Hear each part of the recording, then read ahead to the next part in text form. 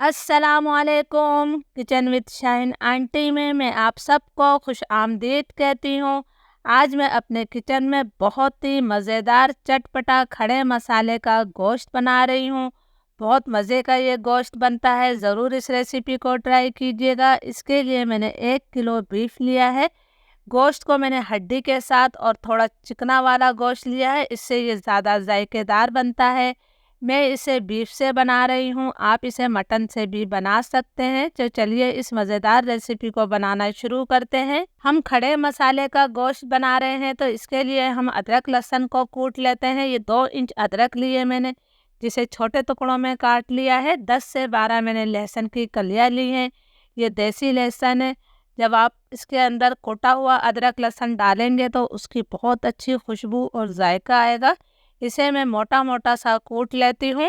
अदरक लहसुन को मैंने कूट लिया है। आप देख सकते हैं कि मैंने इसे बारीक बिल्कुल भी नहीं करा है। आपने भी इसी तरह मोटा मोटा सा ही कूटना है। तो चलिए तैयारी हमारी मुकम्मल है, तो अब हम इसे पका लेते हैं। खड़े मसाले का गोश्त बनाने के लिए मैंने एक खुली और बड़ी कढ़ाई ली है, ताकि आप लोगों को हर चीज़ बिल्कुल क्लियर नज़र आए। इसके अंदर मैं आधा कप तेल शामिल कर रही हूँ। तेल की मिकदार आप अपनी मर्जी से कम या ज़्यादा कर सकते हैं। तेल को हम गरम कर लेते हैं। तेल हमारा गरम हो गया है, तो इसके अंदर मैं 3 छोटे तेज़पात के पत्ते शामिल कर देती हूँ। कुछ और हम खड़े गरम मसाले भी इसके अंदर डालेंगे। 1 दालचीनी का टुकड़ा लिया है मैंने, 2 बड़ी इलायचियाँ हैं, 6-7 सब्ज इलायचियाँ हैं, 6-7 ही मैंने लौंगे लिए हैं, 15-20 काली मिर्चें हैं और थोड़ी सी मैंने जवतरी ली है। इन तमाम खड़े गरम मसालों को मैं 30-40 सेकंड तक फ्राई कर लेती हूँ, ताकि तेल में इसकी अच्छी सी खुशबू आ जाए। खड़े गरम मसाले हमारे फ्राई हो गए हैं, तो अब मैं इसके अंदर आधा किलो यानी कि 500 ग्राम प्याज शामिल कर रही हूँ। हमारे पास 1 किलो गोश्त है, तो इसके अंदर आधा किलो प्याज जाएगी। खड़े मसाले के गोश्त में प्याज थोड़ी ज़्यादा ही जाती है। प्याज को हमने कोई कलर नहीं देना है। मैं 3-4 मिनट तक इसे फ्राई करूँगी, ताकि प्याज हमारी नरम हो जाए। प्याज हमारी नरम हो गई है। आप देख सकते हैं कि मैंने इसे कोई कलर नहीं दिया है। अब मैं इसके अंदर गोश्त शामिल कर देती हूँ। फ्लेम मेरा हाई है। हाई फ्लेम पर मैं इस गोश्त की 4 से 5 मिनट तक भुनाई करूँगी, ताकि गोश्त का कलर तब्दील हो जाए। गोश्त की मैंने अच्छी तरह से भुनाई कर ली है। गोश्त का कलर तब्दील हो गया है। अब जो हमने अदरक लहसुन कूटा था वो मैं इसके अंदर शामिल कर देती हूँ। इसके साथ ही हम इसकी मज़ीद 2 से 3 मिनट तक और भुनाई करेंगे, ताकि अदरक लहसुन का कच्चापन ख़त्म हो जाए। बहुत ही मज़ेदार ये खड़े मसाले का गोश्त बनता है, ज़रूर इस रेसिपी को ट्राई कीजिएगा। अदरक लहसुन को मैंने अच्छी तरह से भून लिया है, तो अब मैं इसके अंदर कुछ मसाले शामिल करूँगी। 1 चाय का चम्मच भरकर मैं इसके अंदर नमक डाल रही हूँ। नमक आप अपने टेस्ट के मुताबिक ले सकते हैं। 1/4 टीस्पून में इसके अंदर हल्दी पाउडर शामिल कर रही हूँ। इसके अंदर हल्दी ज़्यादा नहीं जाती है।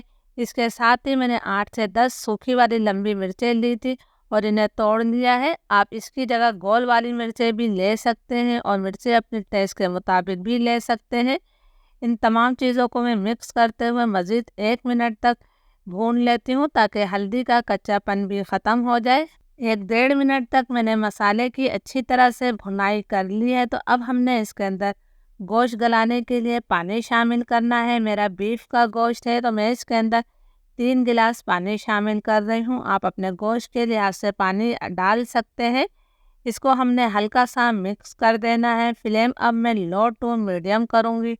लो टू मीडियम फ्लेम पर हम इसे ढककर तकरीबन 1 घंटे तक पकाएंगे, ताकि गोश्त हमारा अच्छी तरह से गल जाए। मैं आपको 1 घंटे बाद दिखाती हूँ। जब तक गोश्त हमारा पक रहा है, हम कुछ मसालों को ड्राई रोस्ट कर लेते हैं, जिससे हमारे खड़े मसाले के गोश्त का जायका कई गुना बढ़ जाएगा। आधा चाय का चम्मच मैंने काली मिर्चें डाली है। 1 खाने का चम्मच मैंने सफ़ेद ज़ीरा लिया है। 2 खाने के चम्मच भरकर मैं इसके अंदर साबुत धनिया शामिल कर रही हूँ। साबुत धनिया इसमें ज़्यादा ही जाता है। फ्लेम मेरा लो टू मीडियम है। लो टू मीडियम फ्लेम पर इन मसालों की मैं इतनी देर तक भुनाई करूँगी कि इनका हल्का सा कलर तब्दील हो जाए और इसमें से प्यारी सी खुशबू आने लगे।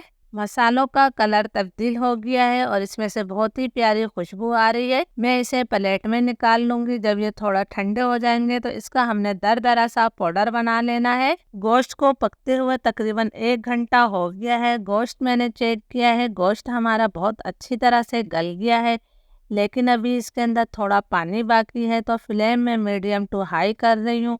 मीडियम टू हाई फ्लेम पर हमने इसकी 4 से 5 मिनट तक अच्छी तरह से भुनाई कर लेनी है, ताकि ये पानी खुश्क हो जाए और तेल इससे अलग हो जाए।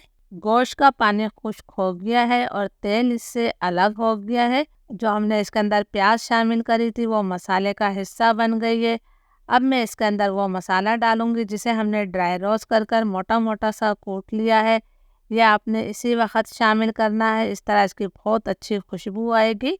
इसके साथ ही ये मैंने 250 ग्राम यानी कि 1 पाव दही लिया है। दही मेरा थोड़ा सा खट्टा है, आपने भी थोड़ा खट्टा दही लेना है, इसलिए कि हमने इसके अंदर प्याज शामिल करी थी, तो खट्टा दही जो है वो बैलेंस कर देता है प्याज की मिठास को।